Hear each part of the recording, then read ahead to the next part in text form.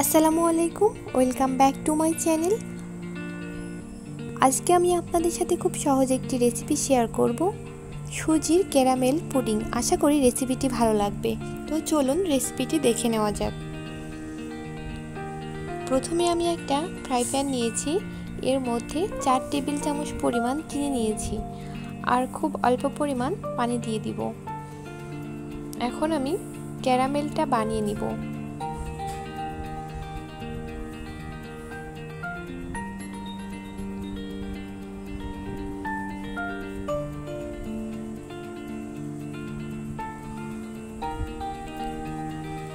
দেখতেই পাচ্ছেন caramel ready হয়ে গিয়েছে। এখন আমি যেই মোল্ডে পুডিংটা বানাবো সরাসরি সেই মোল্ডের মধ্যেই ক্যারামেলটা নিয়ে নিব।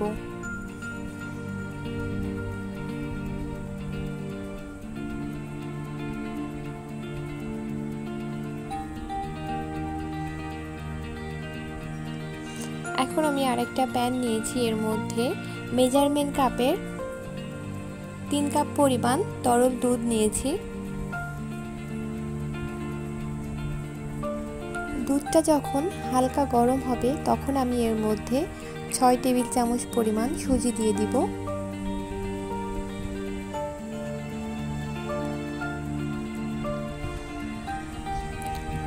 আর এখানে ভাজা সুজি দেওয়া যাবে না, কাঁচা যেই সুজিটা ওইটাই দিতে হবে।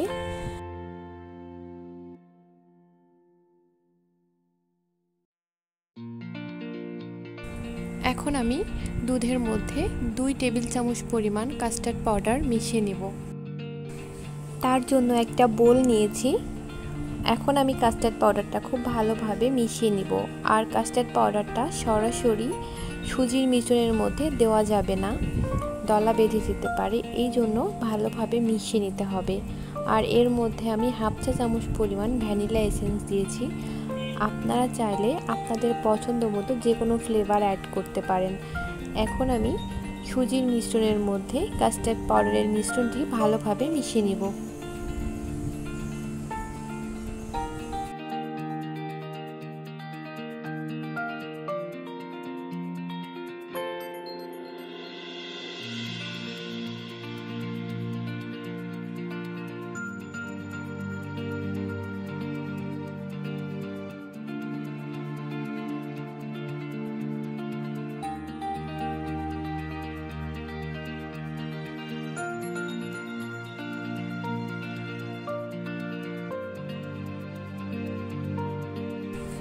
সুজির মিশ্রণটা অনেকটাই ঘন হয়ে আসছে, দেখতেই পাচ্ছেন।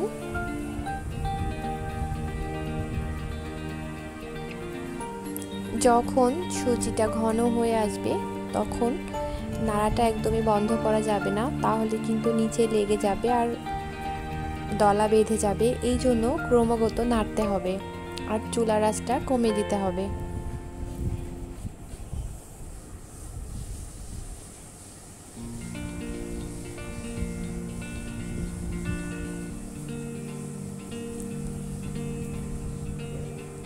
হয়ে গিয়েছে, এখন আমি চুলাটা অফ করে দিব।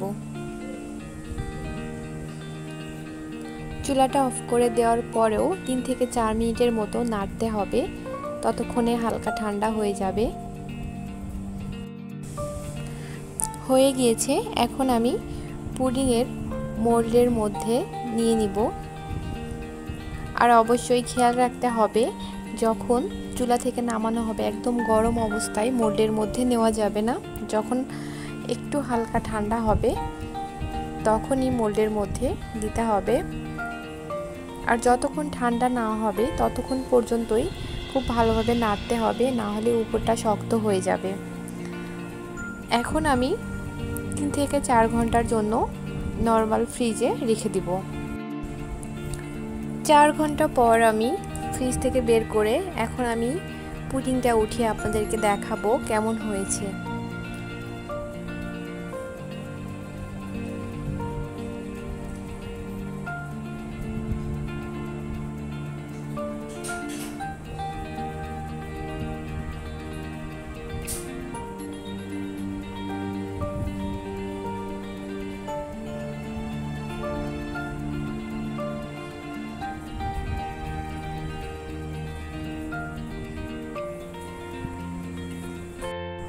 দেখতেই পারলেন খুব সহজে সুজির ক্যারামেল পুডিং রেসিপি রেডি হয়ে গেল।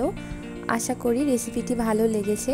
ভালো লাগলে ট্রাই করবেন আর চ্যানেলটি সাবস্ক্রাইব করবেন। সবাই ভালো থাকবেন। আল্লাহ হাফেজ।